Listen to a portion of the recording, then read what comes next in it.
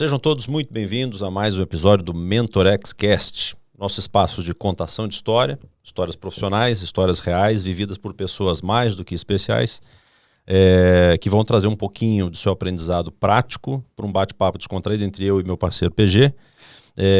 E a gente vai destacar dessas lições aprendidas, né, nessas histórias profissionais individuais aqui, lições para a vida, lições que podem ser, a gente espera, úteis para você na sua empresa, no seu negócio, seja você profissional, empreendedor, funcionário, líder, liderado, enfim. Aqui a nossa meta é dividir para multiplicar, dividir o conhecimento dessa turma que a gente entrevista para multiplicar esse conhecimento para vocês aí na ponta. Hoje, quem que é a pessoa com quem a gente vai bater o papo, PG? Ô, Brunão, hoje assim, mais uma pessoa, mais um amigo, um cara muito bacana, com uma carreira brilhante, né? Essa pessoa já está com 30 anos aí, rodou no mercado financeiro, depois disso, enfim, rodando em áreas de produto, gestão de riscos, na própria área de operações, mas e tendo atuado tanto aqui no Brasil, mas também reportando na América Latina. Depois disso, tomou a decisão de largar a CLT para empreender. Então, vai contar um pouco dessa aventura aí que tem sido para ele empreender. E nós estamos falando de um amigo querido, o Marcelo Castelhano, que vai estar dispondo aí do tempo dele aí para estar contando um pouco dessa experiência que ele está vivendo. Como tema, Bruno, eu estava assim, o cara que tem esse tempo todo aí de carreira, né? E enfim, que agora, depois disso tudo, resolve empreender, eu quero entender qual é o propósito dele aí, quer dizer, como é que ele encontrou uma motivação, né, para depois disso tudo ainda contribuir, né, com outras pessoas, para a sociedade, empreender, gerar emprego. Então, assim, Marcelão, antes de mais nada, muito obrigado aí por aceitar muito o convite aqui de estar com a gente. E estamos aí para te ouvir. Conta um pouco aí principalmente dessa tua transição de carreira, isso aí, assim, a gente queria começar já com sabendo aí como é que foi isso daí. Legal, gente. Pô, Bruno, PG, obrigado pelo convite. Bom, prazer estar aqui com vocês. E contar um pouquinho, para a gente trocar um pouco de figurinha. Assim, sempre bom. Foi 30 anos, como vocês comentaram. Agora, vai fazer 5 anos agora a RM2. A empresa, já tem 5 anos. 5 anos, mas já tem muita história legal para contar. Que legal. Assim foi, ainda mais com uma pandemia no mês, imagina como que não foi, né? 2 anos depois que você abriu, veio pandemia, então, foi né? Pandemia. 2018, começou? Isso, foi em junho de 18. Eu trabalhei 30 anos no mercado financeiro, como vocês falaram. Comecei aqui em Curitiba, na época do Bamirindos, depois a HSBC, depois o Bradesco. Bamirindos, uma empresa familiar, todo mundo era amigo, esse era o mote principal. A HSBC, que foi o nosso grande escola, né, Marcelo? Grande escola que nós tivemos, que assim tinha uma capacidade de capacitar pessoas, né? Tanto que hoje na empresa quase todos são ex-HSBC e um pessoal extremamente preparado e capacitado. Muitas viagens, então a HSBC proporcionou esse relacionamento com gente do mundo inteiro, né? Bacana, foi.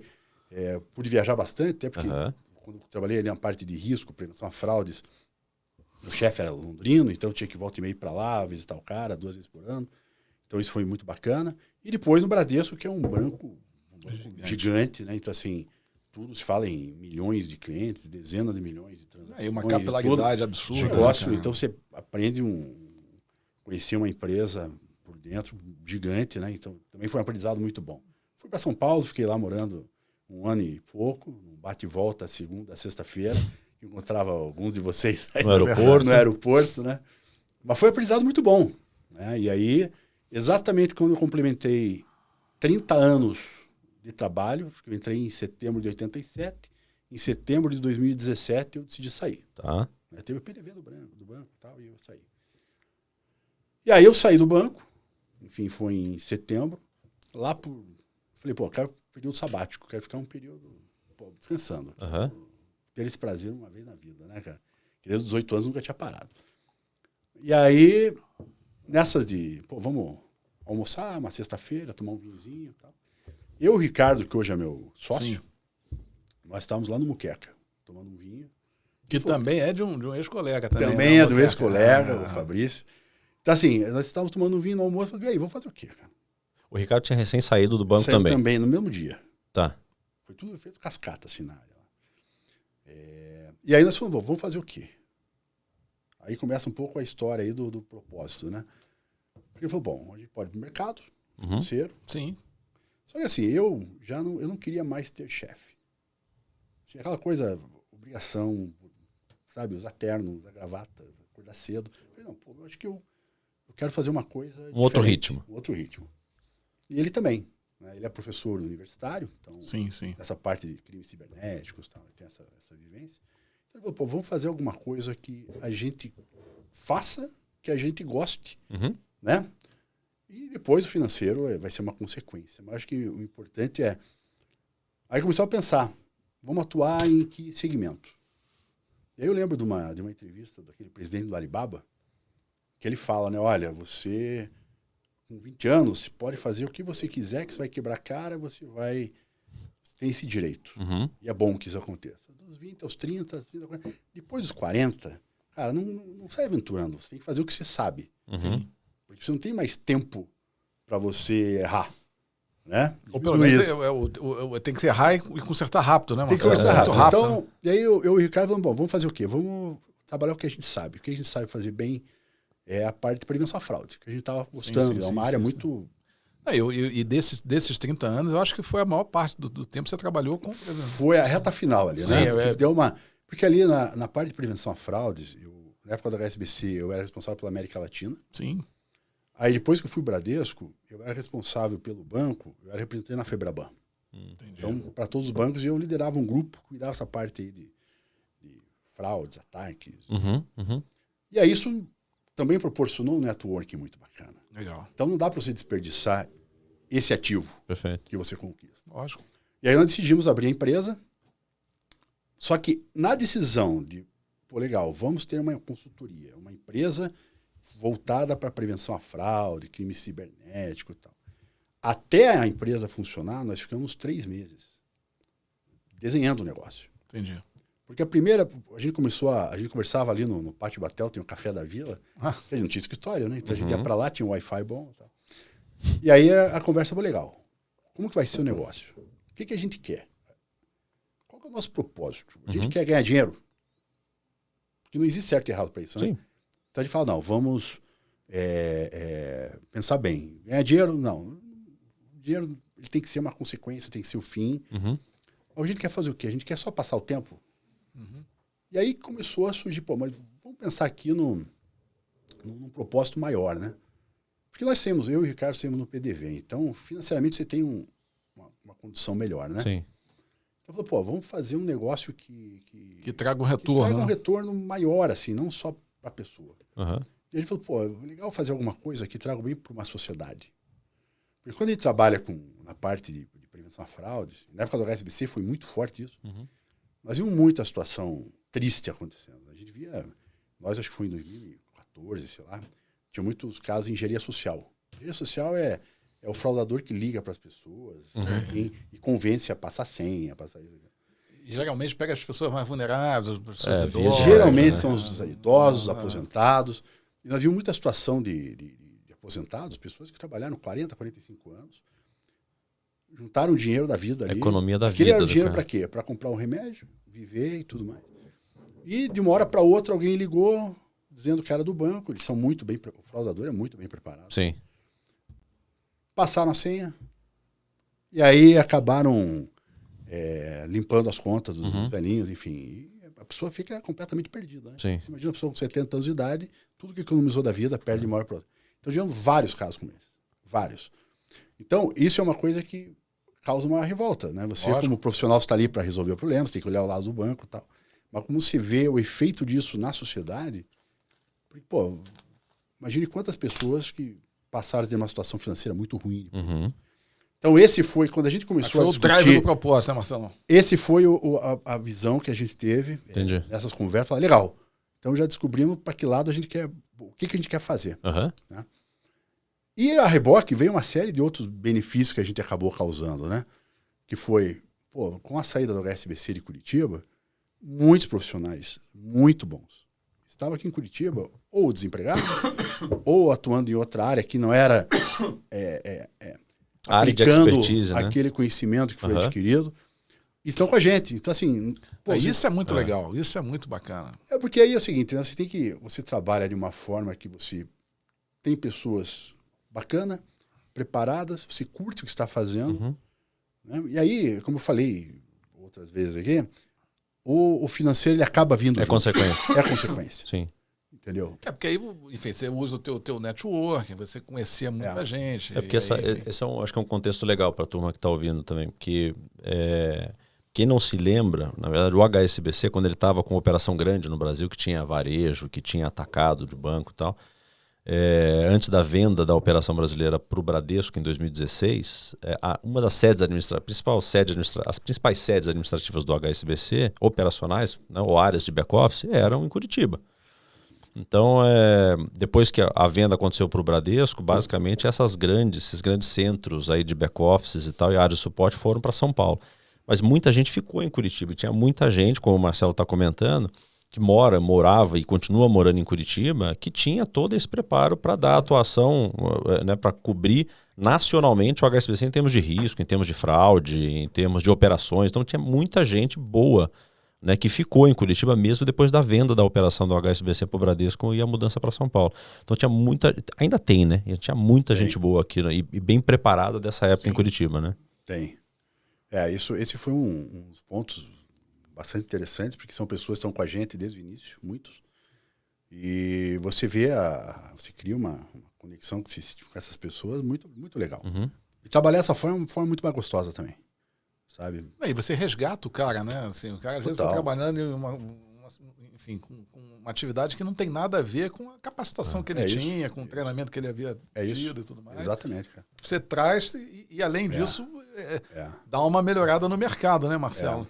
Mas o empreender, a gente está falando sobre decisão de abrir uma empresa e tudo mais, acho que tem vários fatores aí, né? Porque no Brasil não é fácil empreender. Porque uma coisa é você sentar, desenhar um business plan, legal, como que vai ser, custo fixo, sem planejar teus investimentos e tal. Mas não é fácil, porque no Brasil existe um preconceito muito grande com o empresário. O empresário é tido como aquela pessoa que explora os funcionários para ganhar dinheiro. Né? Então, dependendo do viés ideológico de cada um, pensa nisso de uma forma diferente, né? E assim, realmente você tem que ter como eu falei, de fazer um business plan, ter uma organização muito boa, porque você vê muita empresa abrindo e quebrando rápido. Sim. Então, uma das coisas que nós colocamos como ponto principal, um dos principais pontos no início, foi não cair naquela armadilha do custo fixo. O que é isso?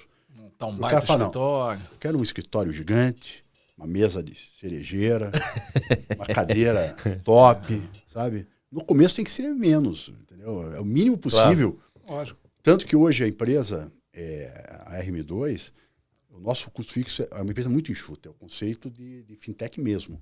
Legal. Tá? Então, assim, a gente não pesa no custo fixo, porque isso realmente é um problema. Perfeito. Porque o dia que não tiver projeto, imagina que aconteça, graças a Deus até agora, desde o início não teve. Vai acontecer. Entendeu? Mas assim, é uma situação que pode te pegar, né? Não, com certeza. Com certeza. Mas é isso. Eu lembro dessa tua expressão, a expressão do não cair na armadilha do custo fixo no nosso papo. Eu falei, cara, o que é mesmo? O que é essa história do não cair na armadilha do custo fixo? Agora eu entendi o que você quis dizer. A história é um pouco do pensar grande e começar pequeno, né? Ah, sim. Não, porque se você não tivesse com essa estratégia, Marcelo, pelas contas que eu estava fazendo de calendário, é o que você falou. Então, vocês começaram em 2018. Ninguém em 2018 tinha a menor ideia de que poderia haver remotamente uma possibilidade que em 2020 o mundo ia parar. Mas você ainda estava, né, nos 2 primeiros anos de empresa. Toda empresa, por mais bem sucedida que seja, logo depois da criação, ela tem um ramp-up, que a gente chama, né? Sim. A hora que você estava rampando ali, entrou pandemia. Entrou. E até queria que você contasse um pouquinho pra gente como é que foi esse movimento de pandemia em relação a cliente, carteira de cliente, projeto. O que aconteceu nesse momento? Pandemia. E como é que essa estratégia de não ter caído no custo fixo no começo te ajudou a não botar os pés pelas mãos no momento de pandemia? Aí era o cenário... Você imagina? Perfeito para dar tudo errado, né, Marcelo? Não, assim, como eu falei, a parte do custo fixo, você ter uma estrutura enxuta, por exemplo. Lá eu o Ricardo, um SEO, outro SEO, outro SIO, outro CFO. Então, assim, você aprende a ser tudo. Sim. Lógico. Um empreendedor pequeno como nós começamos, você tem que ser tudo, você tem que se virar nos 30, né? E aí nós estávamos em 2018, nós começamos, já tivemos o primeiro ano, já fechou no azul. Pagou a conta, ainda sobrou alguma coisinha lá no final da conta, né, no final do ano. 2019 foi um ano muito bom. Nós tivemos um crescimento, muitos projetos acontecendo. Tal. Que legal. E entramos em 2020 alavancados com vários projetos. Bateu fevereiro, veio para fevereiro para março, veio a pandemia. 100% dos nossos clientes ligaram e falaram, ó, para tudo, porque aqui todos os investimentos foram paralisados. 100%. Agora para outra. 100%. 100%. Assim, de chegar no final do dia, eu falava com o Ricardo, e aí, meu? Porque você tem a equipe, tem que pagar o salário. Tem, a tua equipe até então ficava hospedada no nós tínhamos, bom ponto, PG. Assim, nós tínhamos nós temos um escritório aqui em Curitiba, aqui no centro. Nós trabalhamos presencialmente. Né? Não obrigatoriamente, mas a gente trabalhava presencialmente, o time estava tudo lá, enfim, as coisas aconteciam lá no escritório. Quando veio a pandemia, foi todo mundo para casa, não tem mais projeto, mas as pessoas têm. Você tem que pagar salários, tem que recolher os impostos, tem o custo do escritório, enfim, as coisas têm que acontecer. Então você fica naquela... Tá chegando um momento de decisão. Ou para, ou vamos ver o que vai acontecer. Só que aí em julho, aí voltou mais que o dobro. Tanto que 2020 foi um ano... Bem, de 3 anos ser o recorde, né? Não é muita coisa, mas assim, foi uma proporção muito grande. Porque de algo que foi extremamente negativo, principalmente para a sociedade, né? Muitas pessoas que nós perdemos, amigos e tudo mais, que foi péssimo, né, a pandemia. Sim. Para alguns segmentos, foi muito bom. Para nós foi muito bom. Porque acontece o seguinte, nós ficamos competitivos no mercado. Sim. Porque quando eu pegava um cliente em São Paulo, eu tinha que colocar o meu custo de viagem e do time no preço. Então, eu ficava até um pouquinho acima de algumas consultorias locais e tal. Quando a pandemia, os clientes começaram a procurar e todo o trabalho passou a ser remoto, Sim. os clientes começaram a gostar. Sim. Porque não tinha mais aquele consultor chato lá, que ele tinha marcado a reunião que ele tinha que atender. Então, como o dia a dia das pessoas é um dia corrido, a gente acabava marcando as reuniões e tudo mais. O cliente ligava, olha, puta, eu acabei de ter um problema crítico aqui. Não vou poder te atender. Não posso te atender agora. Podemos falar no final do dia? Podemos. 7 horas da noite? Podemos. Então começou uma pessoa, um consultor que trabalhava dedicado para um cliente, começou a trabalhar com 2 clientes, até 3. Então o trabalho remoto para nós, que tanto que virou realidade para hoje. Hoje nós não vamos ter mais modelo presencial, é remoto. Já tivemos casos de clientes que quiseram fazer um trabalho presencial, nós declinamos da proposta, porque o nosso modelo é esse, o nosso time todo é aqui de Curitiba. Tem algumas pessoas em Joinville, Ponta Grossa, tínhamos em Florianópolis, em São Paulo. Então, assim, mas a grande maioria aqui. A grande maioria daqui. E a grande maioria é aquela turma que já estava capacitada, treinada e tudo, que vocês acabaram aproveitando. Então o modelo é remoto, para nós é muito bom, para o cliente melhor ainda. Sim. Não diminui qualidade, não diminui nada. Sim. E aí a coisa alavancou. Então, julho de 2020 para o final de 2020, muitas empresas grandes clientes nossos, nos procuraram. E 2020 foi um ano maravilhoso. Então, foi uma virada de chave que nós mudamos nosso modelo de negócio de uma forma forçada. Sim. E um modelo que deu certo. O negócio que foi... Agora, Marcelo, até, enfim, óbvio, né? A pandemia assim, trouxe várias coisas ruins, né? A gente, enfim, todos nós, né, acabamos perdendo de alguma forma, ou seja, um ente, ou um amigo, enfim. E esse lado, com certeza, é muito, muito traumático e muito ruim e vai ficar para sempre como uma lembrança negativa desse período. Mas, assim, olhando sob a perspectiva do que você está falando da tua empresa, posso imaginar que também trouxe oportunidade de negócio. Porque, assim, as empresas tiveram... Quer dizer, assim como você teve que se reinventar e buscar trabalhar remotamente, assim, nós aqui no mundo corporativo também tivemos que, enfim... mudar várias formas de trabalho, né? A atuação, de alguma forma, mudou bastante. O que, enfim, levou as pessoas a trabalharem muito mais em casa, ter acessos remotos, né? E que, por outro lado, imagino eu, deva ter trazido muito mais fragilidade dentro do escopo de atuação sua, de crime cibernético, enfim, de fragilidades de sistemas, né, esse tipo de coisa. Que aí, assim, é aquele negócio do problema gerar uma oportunidade, né? 100%. Isso faz sentido que eu estou Muito. É assim, o mercado brasileiro, principalmente de vendas físicas em lojas, cara, por exemplo, loja de calçados, que foi uma situação, um cliente, um cliente nosso. O cara falou, olha, minha loja eu não posso abrir. Eu preciso vender, eu tenho estoque. Então o cara abriu e-commerce. Sim. Vou vender na internet. Mas aí, enfim, Mas sem nenhuma segurança. Aí o que aconteceu? Abriu, no segundo mês, já começou a perder dinheiro. Entendeu? Muito golpe, usando aquele cartão clonado, aquela coisa toda. Então, às vezes o cara ligava, o que eu preciso? Então a gente começou, nós tivemos em 2020 para 2021, muitas empresas que estavam saindo do modelo físico para vender por e-commerce, precisando de uma ajuda. Sites que vendem vinho, inclusive. Esse tu gostou, quase que eu cobrei em espécie. Quase cobrei em espécie, mas foi um grande site que vende vinhos pela internet. Ele falou, cara, aumentou o negócio, assim, tipo, 1000%. Sim, porque ninguém é uma loja, todo mundo compra por internet. Imagina o consumo de vinho no Brasil, como foi, né? Sim. De bebida de uma forma geral, e supermercados e tal. Então, assim, muitas empresas nos procuraram porque o ambiente, de uma hora para outra, virou. Eu vi até no banco lá que a gente trabalhou, no Brasil. Cara, eles tiveram que partir para um modelo de trabalho remoto de uma hora para outra. Estava em discussão e tudo mais. Mas é um grande banco, né? Então, as empresas de 100 mil pessoas, 60 mil pessoas, tiveram que virar a chave.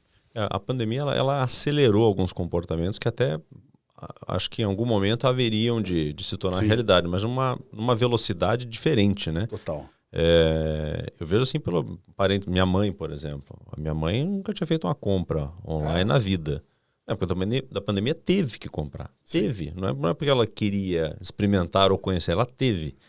Então, muita gente, a pandemia, inegavelmente, ela acelerou comportamentos que naturalmente poderiam acontecer ao longo de, sei lá, de 10 anos, 5 anos, tiveram que acontecer em questão de meses, né? Sim. Aí um número que eu vi que eu fiquei impressionado, antes do nosso papo aqui, acho que até repassei essa reportagem para você, PG. Diz que só em 2022, cara, 103 bilhões de tentativas de ataque cibernético foram registrados no Brasil. É isso. Cara, que número assustador, cara. E o pessoal é criativo, né? E eu imagino que muito disso deve também ter acontecido por conta do boom das transações eletrônicas e digitais que tiveram que acontecer em virtude da própria pandemia. Foi exatamente isso. Foi exatamente isso. Muito ataque, a correlação cara. É direta, né? Você tem a turma que entra na defesa, né? Que são os backs aí, né, Marcelo? Mas o pessoal do ataque é também criativo. E os caras não param, né? Esses caras estão você, toda hora tentando uma diferente. Você fecha uma porta, o cara cria outra. Você tem dois riscos aí, né? Um é o risco das empresas que tiveram que partir para um modelo de venda digital, sem ter estrutura para isso. E tiveram que fazer isso, enfim, senão fechavam. Né? E aí precisavam de um apoio. E segundo, os fraudadores também passaram a mudar o modus operandi deles, atacando as pessoas que estavam...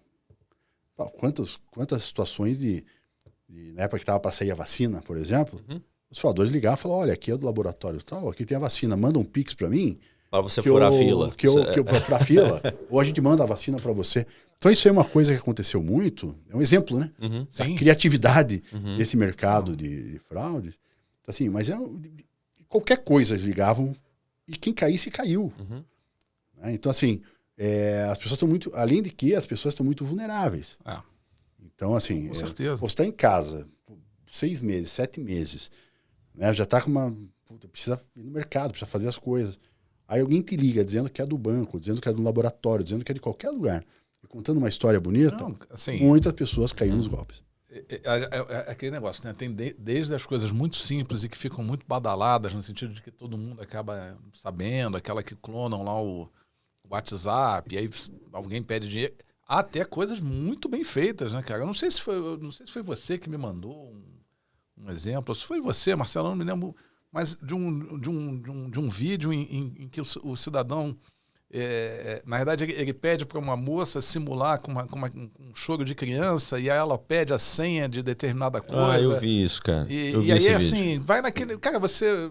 acaba que ela consegue a senha de uma pessoa porque ela estava com uma criança chorando, e aí eu acho que o atendente ficou naquela situação, poxa, ela precisa atender porque a criança está chorando, e assim vai. Então, assim, os caras são profissionais, né? Essa questão aí enfim, de você barrar essas situações é complicado. É muito. Porque assim, o fraudador, ele usa um artifício que é imbatível, infelizmente. Porque geralmente o fraudador ele liga para uma pessoa, nesse caso engenharia social, né? Ele dá uma notícia ruim. Então ele chega e fala assim, então, olha, o Bruno, você fez uma compra na Americanas.com ontem no valor de R$ 4.700, uma TV de 65 polegadas? A tua primeira reação é de pânico. Uhum. Fala, não fiz. Lógico. Eu falo, não, então fique tranquilo, aqui é do banco X, então nós vamos cancelar essa transação, eu só preciso que digite no seu celular a sua senha e o seu token. E a pessoa digita. Então, quando digita, ele já está capturando os dados ali. Uhum. E aí faz as transações. Só que ele faz de uma forma tão persuasiva. Tão profissional, né? Não, aspas, ele fala melhor que o call center de banco. Os caras são perfeitos na abordagem. Então, assim, o fraudador ele usa o aspecto psicológico para deixar a pessoa vulnerável. E aí eles tomam conta. Uhum. Isso é para vários tipos de fraudes que ocorrem dessa forma, né? É que nem aquela história do bilhete premiado, né? Sim. Eles convencem a pessoa que a pessoa vai ficar rica, aquilo bloqueia a razão. Ele está sempre trabalhando com alguma emoção, né? A ganância, ou o medo, né? Ele sempre então, por isso que é muito importante, assim, todo mundo avisar, principalmente os parentes, os mais velhos, e não só os mais velhos, né? Uhum. De uma forma geral, que banco nunca liga pedindo informação. Então, assim, é uma educação para esse lado de não cair em golpes, educação financeira, muito importante. Os bancos fazem muito bem isso, eles comunicam muito bem. Uhum. Mas lá em casa, bom, minha mãe já sabe, quando ligam para ela com um papo meio estranho, ela já desliga. Assim, já aprendeu. Porque, de fato, E ligam dizendo que, sequestrei teu filho. Tinha aquela do filho. Enfim. Entendeu? É tipo de outro golpe, né? Enfim. Então, os bancos têm que estar prevendo a situação para que as pessoas não caiam nos golpes. Sim. Como ajudar o cliente a se prevenir, né? Acho que esse é o grande lance. Entendi. E nós estamos aí para ajudar também. E esse trabalho de vocês, ele não para na mesma medida que o trabalho do fraudador não para, né? Porque se as coisas vão ficando tão sofisticadas, até a questão do deepfake, por exemplo, né? É assustador. Você vê alguns vídeos, assim, que inclusive você pode brincar da sua voz, né, na cara de outra pessoa. Então, assim, até o nível de sofisticação da fraude, ela começa a ficar mais refinada e mais barata. Com certeza. Porque se você fosse imaginar fazer um vídeo, um deepfake, sei lá, antes de inteligência artificial, antes de uma série de ferramentas que existem hoje de graça na internet, o cara tem que gastar uma grana. Maquiagem, com sei lá, que não valia a pena o custo-benefício da fraude. Agora é barato fazer a fraude e fraudes muito bem feitas. Então, na mesma medida que o trabalho de vocês o trabalho do fraudador, na verdade, se desenvolve, de vocês tem que seguir na mesma balada, né? Sim, não. Você tem que ter a velocidade e a criatividade para tentar correr atrás dos caras. Sim. Porque assim, a tecnologia hoje ela é barata. Então, hoje, você vai abrir uma conta no banco digital, você usa geralmente agora a biometria facial. Uhum. Já não é mais o suficiente, porque a biometria facial ela é 2D. Agora já tem que vir uma tecnologia 3D, porque o cara usa a boneca na foto. Sim. E passa. O fraudador coloca um cabelo loiro, o cara bate uma marmanjo, coloca uma peruca loira, e com um documento de uma mulher loira, e às vezes passa. Então, assim, tecnologia que tem que ter. Então, assim, eles vão aprendendo as fragilidades das tecnologias atuais e vão se aperfeiçoando. Sim. Então, você tem que estar muito conectado a isso, a esse mundo. Assim, nós trabalhamos com muitas empresas do mercado, parceiros, que se atualizam bastante com isso. Que legal. Bom, daqui a pouco você vai contar um pouco disso aí pra gente.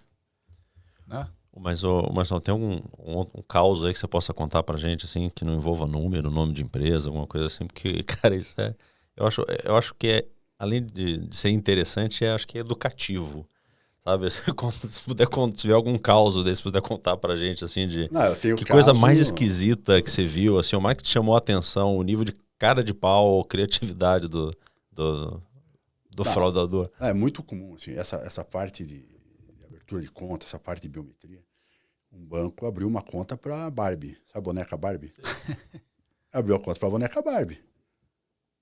Porque, assim, a biometria, o que acontece? Ela é um sistema, uma tecnologia, que ela traça pontos, proporções e fala, é uma face humana.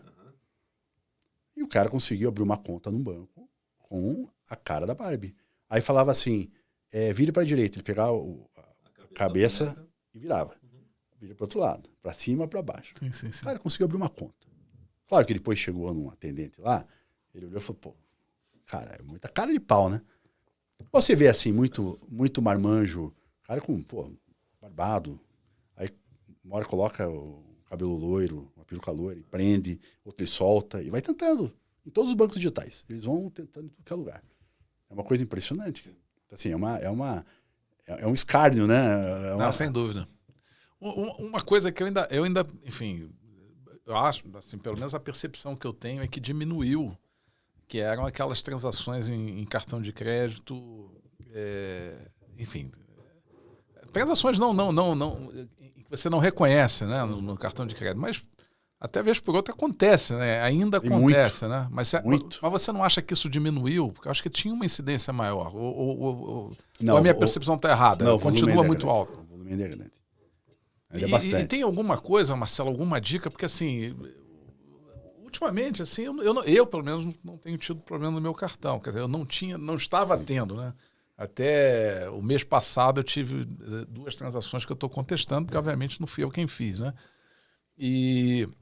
Mas, assim, há muito tempo que eu não tinha esse tipo de problema.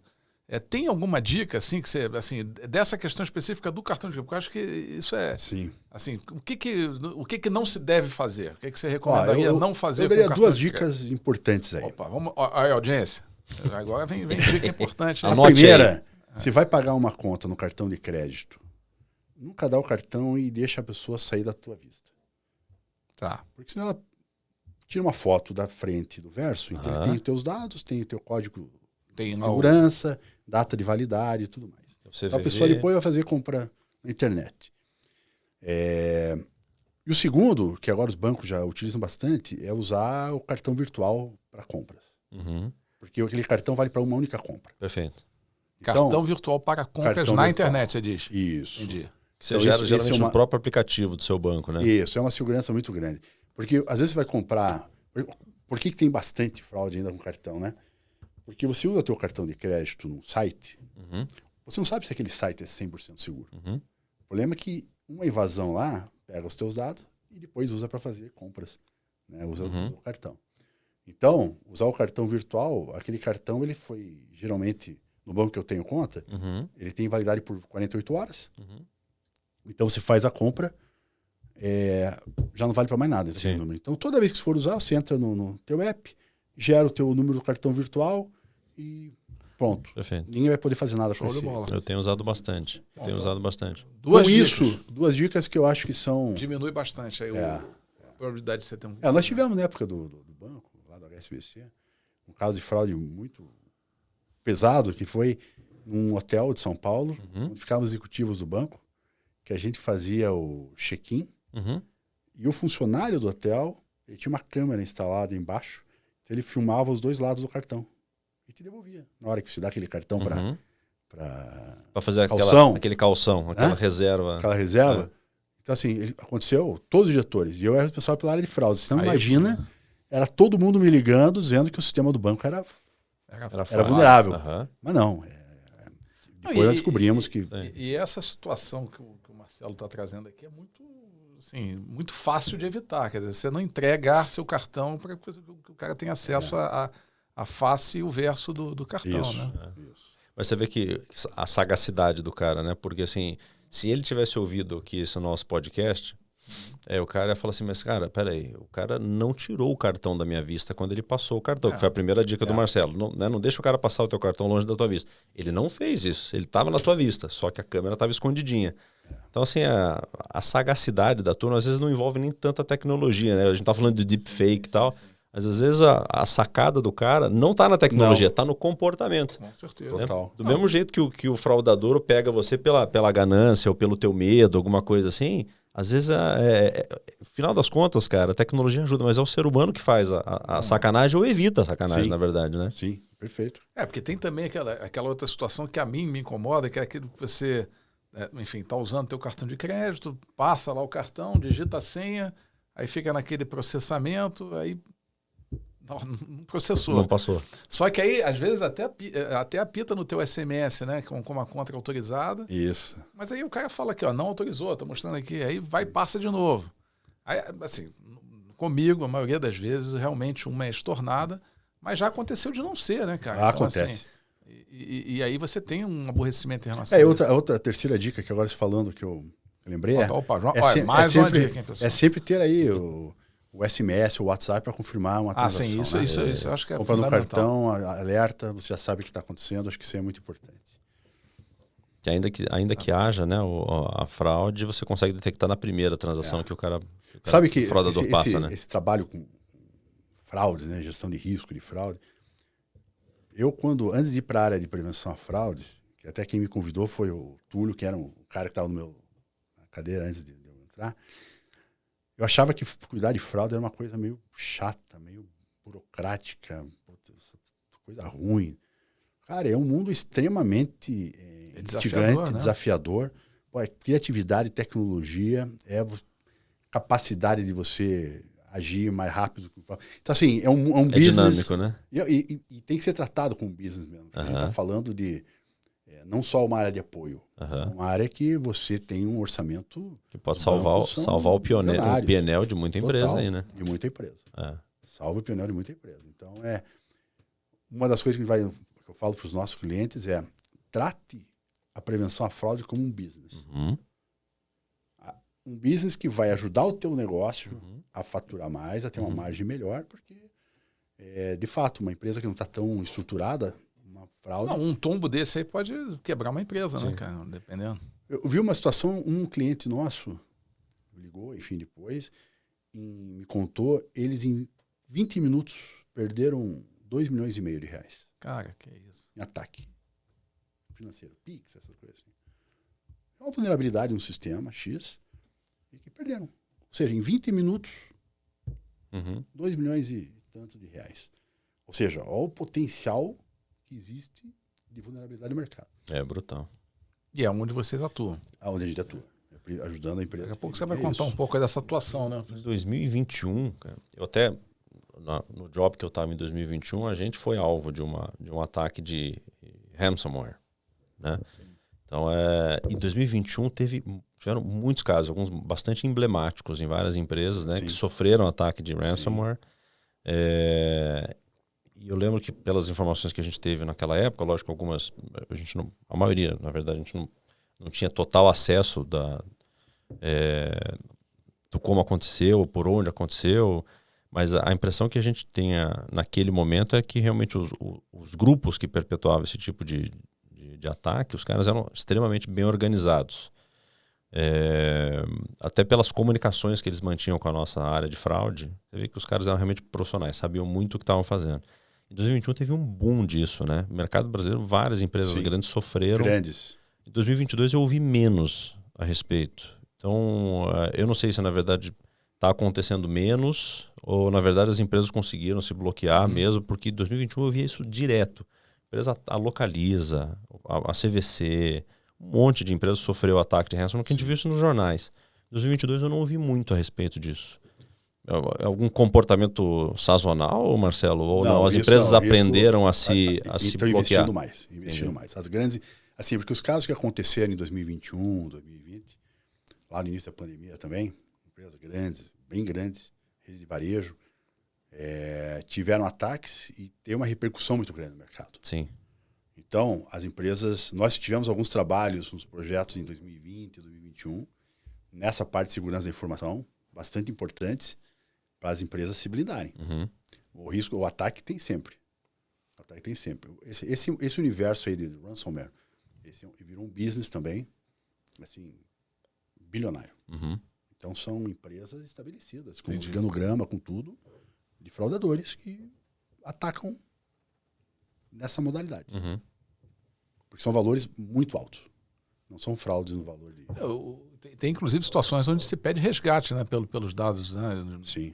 O ransomware é isso, na verdade, né? Ele sequestra o teu banco de dados e cobra um resgate, né? Para te devolver o acesso ao banco de dados. E aí tem uma discussão se paga ou não paga, né, também.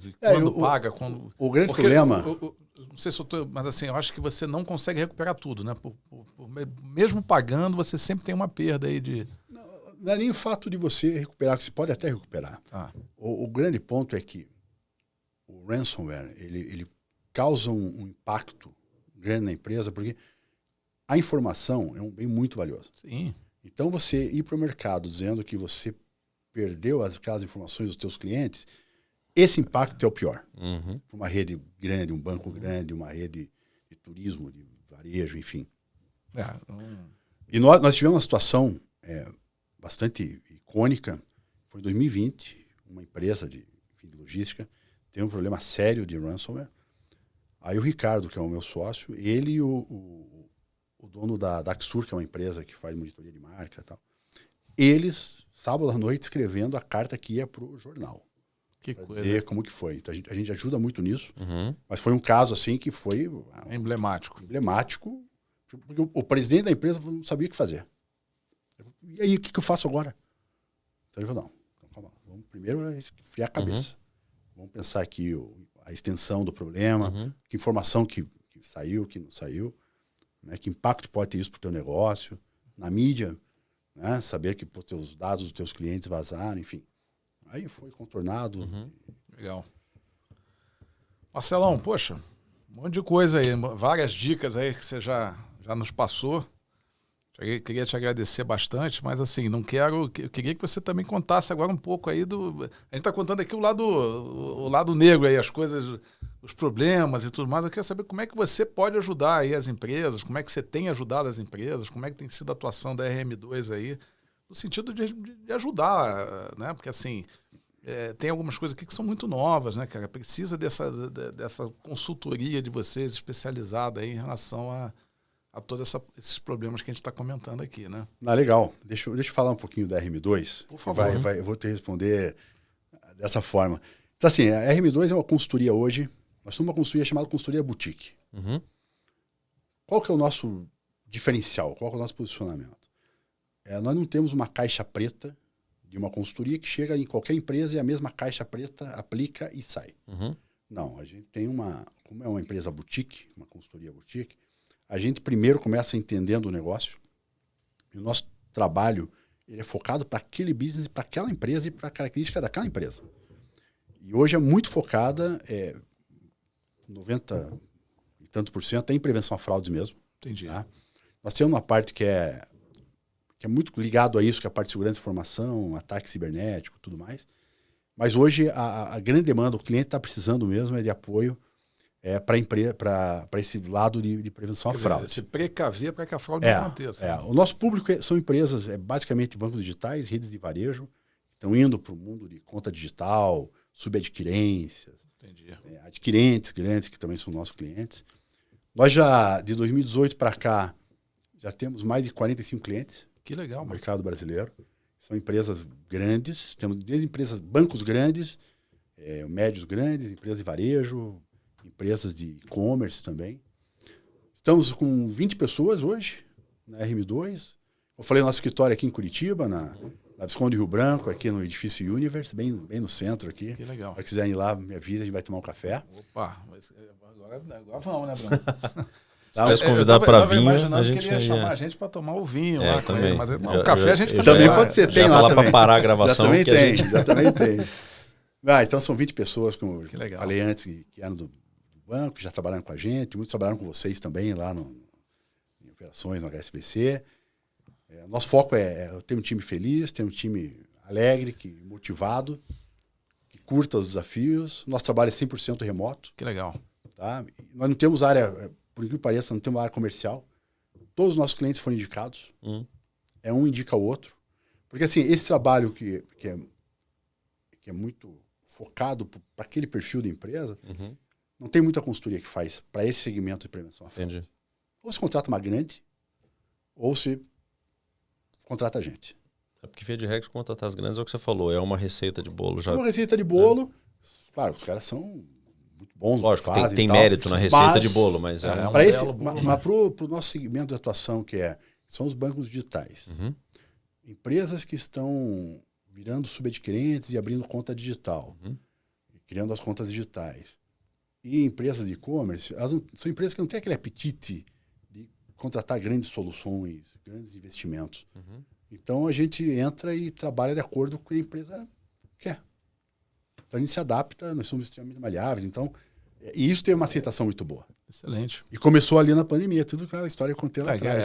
Acabou A gente gerando foi oportunidade. criando um modelo de negócio, uma forma de trabalhar, Uhum. que deu uma atratividade grande. E como novidade para esse ano, nós vamos lançar nós vamos ter um sistema de prevenção à fraude RM2. Uhum. Legal. Então, a gente vai fechar 2023 com um sistema próprio nosso, Legal. que o mercado também está pedindo. Como eu falei, o mercado ele não quer gastar milhões por ano numa solução. Eles querem algo mais simples. Então, nós vamos fazer alguma coisa para essas empresas que precisam, algo mais direcionado. Uhum. Aí tu já tem, então... Legal. Vai ter que vir aqui para contar depois aí do sistema para a gente. Então. Mas não significa, PG, que não... a gente está trabalhando só, focado na empresa. De vez em quando a gente sai para tomar um vinhozinho, Opa! com os amigos. Temos que marcar, Aliás, esse é o lado bom do empreendedor, né? É verdade. Que você define a tua agenda, você faz o que você quer na hora que você quer. Legal. Então, isso tá no pacote, senão não tem graça. Então, legal, Muito bom, Marcelo. Parabéns, né? Assim, é bom você começou aqui contando a questão do propósito e assim, está finalizando, eu acho que com chave de ouro, e mostrando que você está atendendo ao teu objetivo lá, que você colocou lá no início, né? De fazer a coisa de uma forma agradável, né? Quer dizer, eu imagino que você tem um puta bom ambiente de trabalho lá com a tua turma, trabalhando com pessoas muito legais, que a gente conhece boa parte delas. Então, assim, parabéns, cara. Além de estar, enfim, atingindo o teu objetivo, o teu propósito que você tinha estabelecido lá, tá saindo super bem como empreendedor. É muito bacana ver o teu sucesso. Vamos continuar torcendo aqui por ele, cara. Parabéns. Pô, obrigado vocês dois. Ótimo, Marcelo. Imagina, cara. Foi um prazer. As pessoas têm um carinho muito grande. É recíproco. Torço, contem comigo, se vocês precisarem aqui. Show de bola. Sabe, voltamos aqui com mais case, trazer algum ponto específico. Não vai faltar. É isso mesmo. Só me chamar, conta comigo. Acho que essa... Bruno, você é o bom aí de fazer encerrar? Não, assim, fazer porque o cara aqui trouxe algumas dicas importantes. Aí, e em off eu coloquei outra dica, né? Então. A gente, como aqui é uma conversa, a gente sente muito bem, muito à vontade, né, de conversar, falta uma aguinha com gás, uma coisa assim. Sim. Vamos pensar nas tá anotado, próximas. né? Tá anotado. Toda sugestão boa a gente leva em consideração. Olha a garganta aqui, Marcelo. Peraí, vamos. Ainda tem. Essa da amarração final aí que o PG falou, é isso mesmo. Eu tava fechando o ciclo aqui do jeito que a gente tava conversando, né? Você viu a proposta do papo aqui era a gente falar, né, de encontrar o propósito na transição de carreira. E eu acho que a gente começou falando de propósito e, na verdade, as coisas se encaixam justamente pela existência do propósito no início da RM2. É isso aí. O que o Marcelo falou, ser empreendedor no Brasil é muito complicado.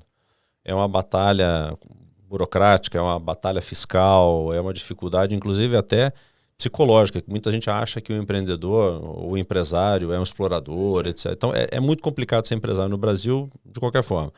Além da dificuldade natural de ser empresário e de empreender no Brasil, a RM2 enfrentou o perrengue da pandemia. Quando num primeiro momento, se você não tivesse o propósito muito bem calcado, você tinha parado, afinal de contas, porque você foi de X clientes a 0, né, no início da pandemia. Então, se você não tivesse muita certeza daquilo que vocês estavam fazendo, do valor que você estava entregando para a sociedade, vocês tinham abandonado o barco.